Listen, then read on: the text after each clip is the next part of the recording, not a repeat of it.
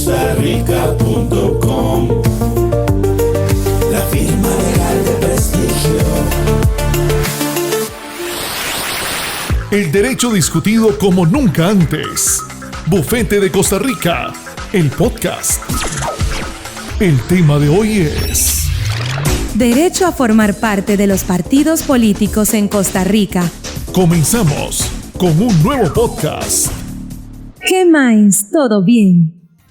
¿Listos para una nueva sesión de Bufete de Costa Rica?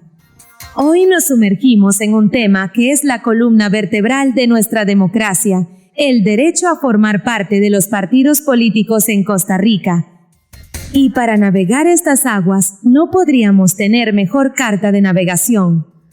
Comienza con un breve tributo al licenciado Larry Hans Arroyo Vargas, cuya obra jurídica es la base del análisis de hoy. Su profundo estudio nos ilumina el camino para entender este complejo engranaje. Para debatir y desmenuzar este tema, tenemos a nuestro panel de lujo, el estratega corporativo, Ricardo, la voz de la realidad, Andrea, nuestra conciencia humana, Eva, el pensador sistémico, Henry, con nosotros también está Paula, cuyo testimonio inspira la acción, y por supuesto, el hombre del sistema, Leonardo. Vamos a empezar por los cimientos. Nuestro primer gran tema será el marco teórico y conceptual de los partidos políticos. Es el punto de partida indispensable, Flor. La Constitución es categórica en su artículo 98. Los partidos son instrumentos fundamentales para la participación política.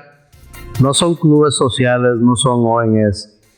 Son vehículos con un monopolio funcional otorgado por el Estado, específicamente por el artículo 48 del Código Electoral, para postular candidaturas.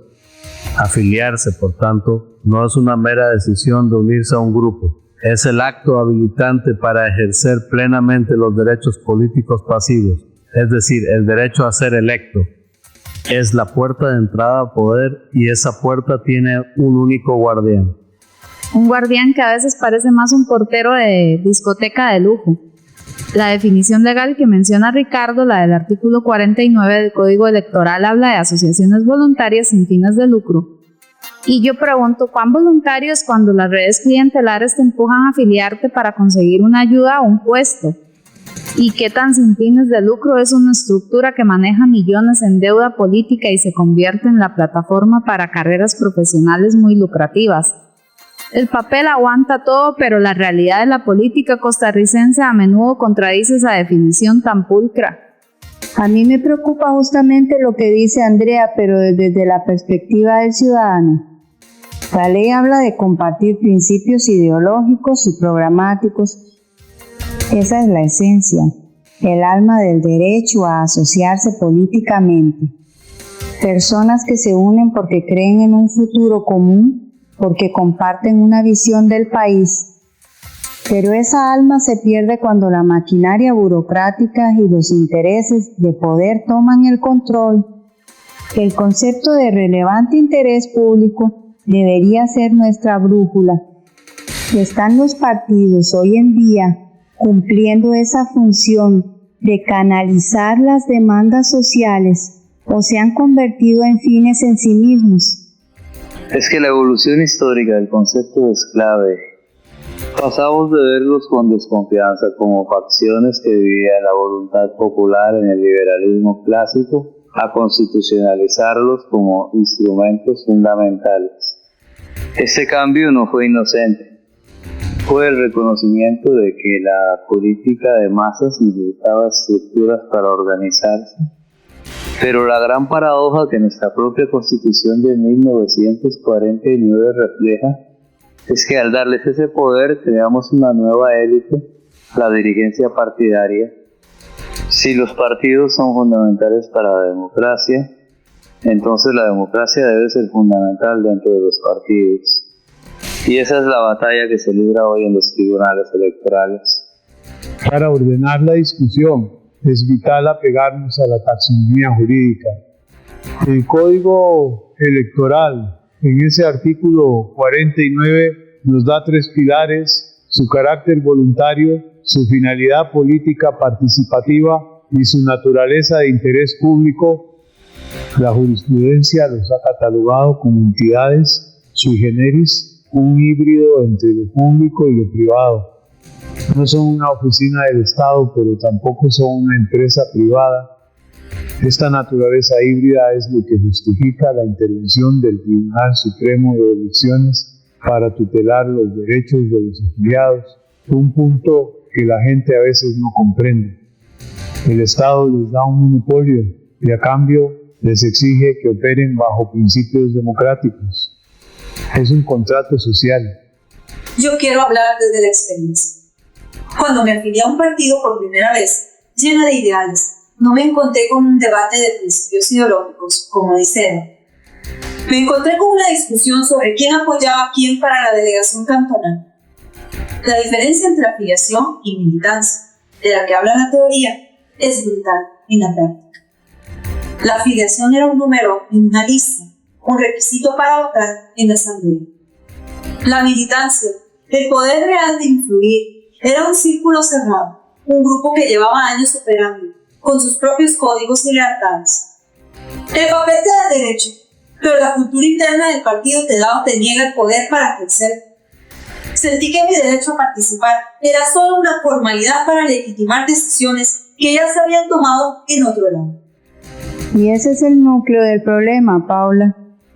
Tu testimonio pone en evidencia que el derecho formal no es suficiente si la cultura interna del partido es excluyente. Se convierte en una promesa vacía. La ley te da la llave, pero la cúpula cambia la cerradura. Esto aniquila la vocación de servicio público desde la raíz. Con el debido respeto, la distinción es jurídicamente necesaria. No se puede esperar que un afiliado que se inscribe un día antes de una asamblea tenga la misma influencia que un militante que ha trabajado por años. Los estatutos y la jurisprudencia del TCE establecen los derechos mínimos para todos los afiliados, como el derecho a elegir y ser elegido. Si esos derechos se conculcan, existen vías de amparo. El sistema tiene salvaguardas.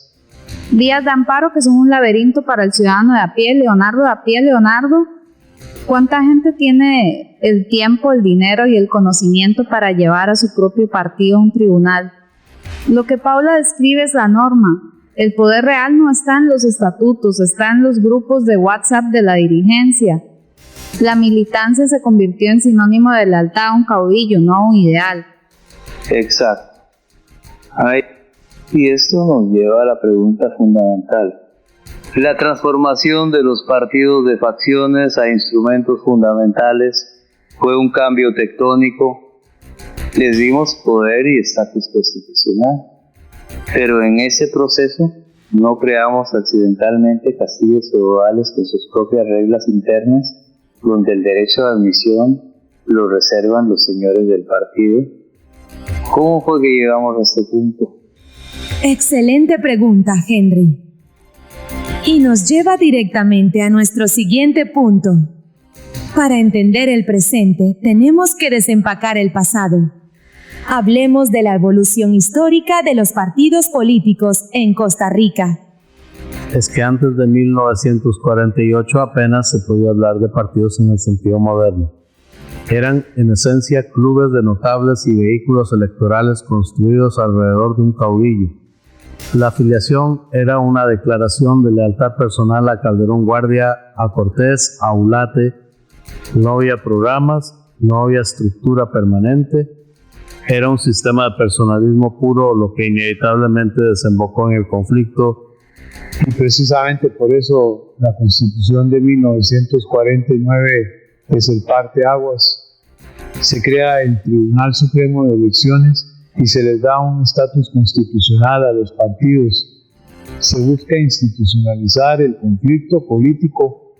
Ahora, es cierto que el artículo 98 original proscribía a partidos que atentaran contra la organización democrática, una cláusula dirigida claramente al Partido Comunista, pero hay que entender el contexto de la Guerra Fría. Fue una medida de protección del sistema democrático naciente. ¿Protección o contradicción, Leonardo? Se funda una democracia proscribiendo una ideología. Esa es la herida original. Aunque se reformó en 1975 para permitir el pluralismo pleno, esa mentalidad de que el Estado puede decidir qué ideologías son aceptables dejó una cicatriz profunda en nuestra cultura política. Pasamos de la lealtad al caudillo a la lealtad a un sistema bipartidista que excluía a quienes pensaban diferente. Y ese bipartidismo fue una máquina de estabilidad, pero también de clientelismo. Ser liberacionista o de la unidad no era una elección ideológica para la mayoría, era una herencia familiar, casi como ser de la Liga o de Saprissa. Era tu carnet de identidad social. Te abría puertas en el gobierno, te conseguía becas, te daba un sentido de pertenencia. La política se volvió un asunto de clanes. Totalmente. En mi casa, ser de la unidad era parte de quienes éramos. Recuerdo las discusiones en la mesa, donde el vecino liberal era visto casi como un adversario. No se hablaba de proyectos de ley o de filosofía política, se hablaba de los nuestros y los otros. Y esa división marcaba todo, desde los negocios familiares hasta con quién te casabas.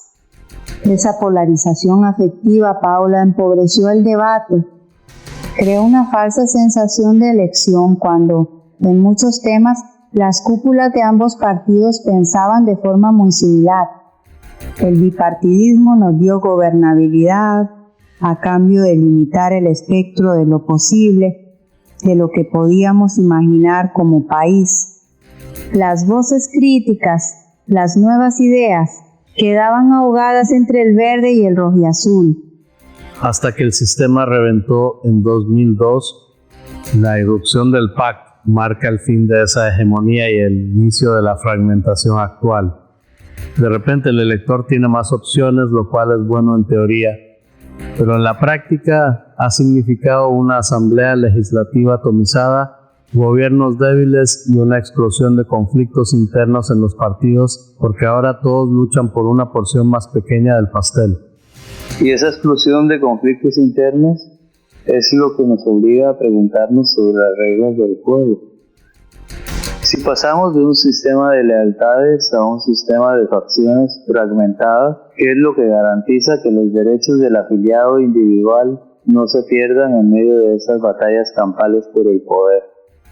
¿Qué andamiaje legal tuvimos que construir para manejar este nuevo caos?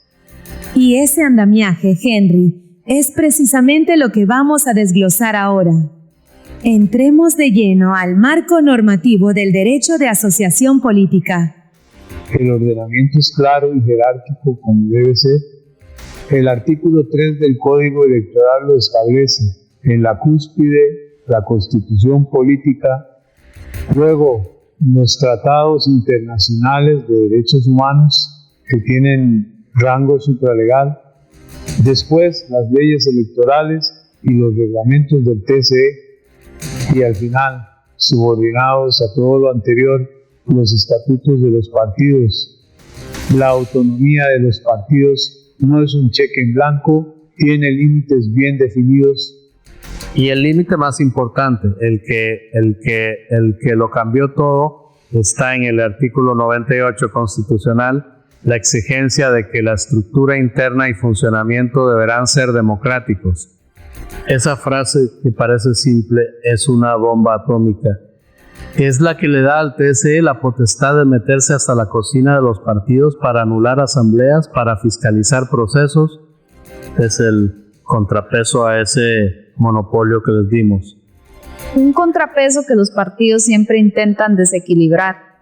El Código Electoral en su artículo 52 les obliga a tener mecanismos de defensa para afiliados, paridad de género, participación juvenil, pero en la práctica muchas veces son fachadas. Crean un tribunal de ética con los amigos del presidente del partido o ponen a los jóvenes a inflar globos. El marco normativo existe, pero la voluntad de cumplirlo a cabalidad es otra historia. Pero no podemos olvidar que esto trasciende nuestra legislación interna. La Convención Americana de Derechos Humanos, el Pacto de San José, Consagra en sus artículos 16 y 23 el derecho a asociarse con fines políticos y a participar en los asuntos públicos. Cuando el TC protege a un afiliado, no solo está aplicando el Código Electoral, está defendiendo un derecho humano fundamental reconocido por la comunidad internacional. Entonces tenemos una estructura robusta, constitución, tratados, un código electoral detallado, pero todo este andamiaje normativo se materializa en una relación concreta entre dos partes, el partido y el individuo. La pregunta clave es, ¿cómo se traduce esta pirámide de normas en un catálogo claro de lo que un afiliado puede exigir y lo que el partido puede demandarle a cambio? Y esa es la pregunta del millón, Henry. Así que abramos ese catálogo. Hablemos de los derechos y deberes de los afiliados. El Código Electoral es muy explícito. El artículo 53 consagra los derechos: libre afiliación y desafiliación, elegir y ser elegido, discrepar, acceso a la defensa interna y a la capacitación. Y el artículo 54, los deberes: compartir los fines del partido, respetar su ideología, contribuir económicamente y acatar los acuerdos válidamente adoptados. Es una relación contractual con derechos y obligaciones para ambas partes claramente delimitada por la ley. En el papel de Leonardo suena perfecto, pero la tensión real está en la práctica. ¿Dónde termina el derecho a la discrepancia y dónde empieza la obligación de respetar la orientación ideológica? En la mayoría de los partidos, si criticas públicamente una decisión de la cúpula, no están protegiendo tu derecho a disentir, te están abriendo un proceso disciplinario por faltar al deber de lealtad. Es el arma perfecta para silenciar a las voces incómodas. Yo lo viví. En una asamblea cantonal, cuestioné la forma en que se estaba manejando el presupuesto para la campaña municipal. No ataqué a nadie, solo pedí transparencia. Al día siguiente, el jefe de fracción me dijo que esa no era la forma y que mi lealtad estaba en duda. No me expulsaron, pero me congelaron. No me volvieron a convocar a reuniones importantes. Mi derecho a elegir y ser elegida se volvió una fantasía, porque para ser candidata necesitaba el visto bueno de quienes había ofendido con mi pregunta. Lo que describe Paula es una forma de violencia política. Se usa el deber de lealtad como un garrote para aplastar la libertad de expresión, que es la base de cualquier deliberación democrática. Un partido que no tolera la crítica interna no es un instrumento de participación, es un club de autócratas. Se traiciona el propósito fundamental de su existencia. Y aquí es donde la teoría choca con la pared. El código te da el derecho, pero la estructura de poder te lo quita. Esta colisión es inevitable. Entonces, cuando un afiliado como Paula siente que sus derechos son de muerte, ¿a quién acude? Si los mecanismos internos son una farsa controlada por la misma cúpula, ¿quién se convierte en el garante final de esos derechos que la ley promete? Y la respuesta a esa pregunta, Henry, ha sido la que ha definido la política costarricense de las últimas décadas. Hablemos del desarrollo jurisprudencial del derecho de asociación política. El garante final es sin duda el Tribunal Supremo de Elecciones, y lo ha hecho a través de su creación más importante, el amparo electoral. Nació como una figura jurisprudencial, una adaptación del amparo constitucional ante el vacío legal. El TCE entendió que no podía ser un simple espectador. Hoy está positivizado en el artículo 225 del Código Electoral, y es el mecanismo por el cual un afiliado puede defenderse de cualquier acción o omisión de su partido que lesione sus derechos. Es un escudo legal robusto. Un escudo que, hay que decirlo, ha tenido sus propias batallas. No olvidemos las tensiones competenciales entre el TCE y la Sala Constitucional. El caso de la paridad de género es el ejemplo perfecto. El TSE la interpretaba solo de forma vertical en la lista y fue la Sala Cuarto la que en 2015 le corrigió la plana y le obligó a aplicar la paridad horizontal en la cabeza de las listas.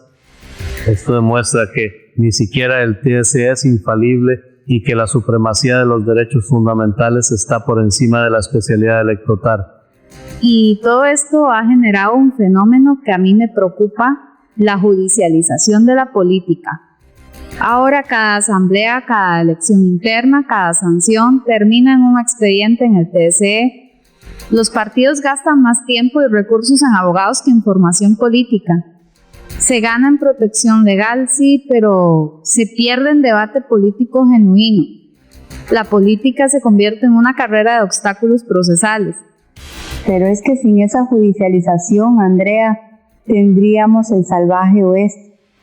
Gracias a esos amparos se anularon expulsiones sumarias, se obligó a los partidos a tener debido proceso y doble instancia en sus procedimientos y se protegió a disidentes.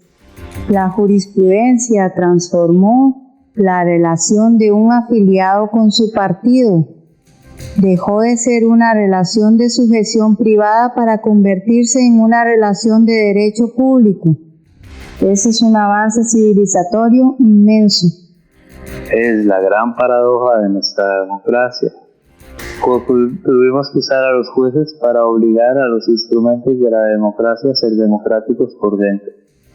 Casos internacionales como Guatemala versus Nicaragua o Castañeda, Gutmann versus México demuestran que esa tensión no es solo tica. La Corte Interamericana ha sido clara. Si un Estado le da el monopolio de las candidaturas a los partidos, está obligado a garantizar que el acceso a esos partidos sea real, justo y equitativo. Escuchar todo esto es sacrificio. Por un lado, me da herramientas que no sabía que tenía. Saber que existe un amparo electoral me hace sentir menos indefensa. Pero por otro, me confirma lo que sentí, que para que tu voz importe dentro de tu propio partido, a menudo tienes que salir de él y demandar. Y eso es profundamente triste. Y ese es el balance final de este recorrido. La jurisprudencia, tanto nacional como internacional, ha sido el motor que ha forzado a los partidos a abrir sus puertas y ventanas. Se ha construido un andamiaje legal impresionante para proteger al individuo. Pero esa misma dependencia de los tribunales revela una debilidad fundamental en la cultura democrática interna de las agrupaciones políticas. Vaya debate. Hemos desmenuzado la maquinaria de nuestra democracia pieza por pieza. Partimos del marco teórico y conceptual, estableciendo qué son los partidos según la ley versus lo que son en la realidad. Viajamos por la evolución histórica de Costa Rica, desde el personalismo caudillista hasta la fragmentación actual, entendiendo las raíces de nuestro sistema. Nos sumergimos en el denso marco normativo, esa pirámide de reglas que busca garantizar el juego limpio. Aterrizamos todo en la experiencia del ciudadano con los derechos y deberes de los afiliados, donde la lealtad y la crítica chocan constantemente. Y cerramos con el desarrollo jurisprudencial, reconociendo a los tribunales como los arquitectos forzosos de la democracia interna de los partidos. Eva, te dejo con una reflexión final. Gracias, Flor. Al final de todo, este complejo andamiaje legal nos recuerda algo simple. Un partido político no es un fin en sí mismo, es una herramienta. Y como toda herramienta, su valor no está en su diseño, sino en si sirve para construir o para destruir. La gran pregunta que nos queda es si los ciudadanos estamos dispuestos a tomar esas herramientas en nuestras manos para construir la democracia que queremos o si dejaremos que se oxiden en manos de unos pocos. No se vayan, porque justo ahora escucharemos la opinión en vivo del licenciado Arroyo. Y con ustedes, la opinión del licenciado Arroyo.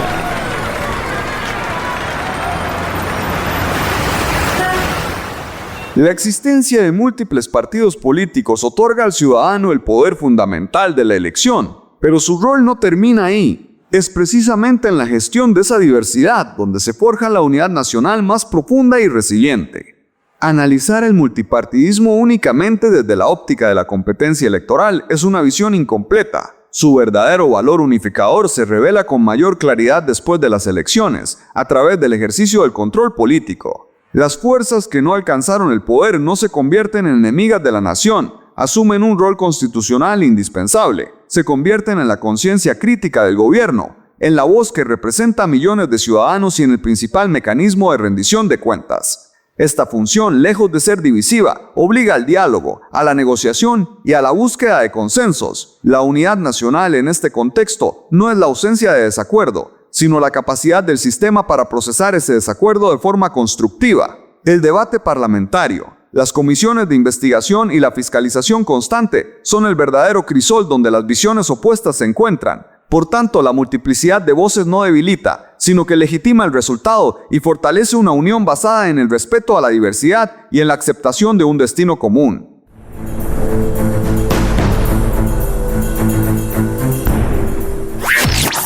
Esto ha sido todo por hoy.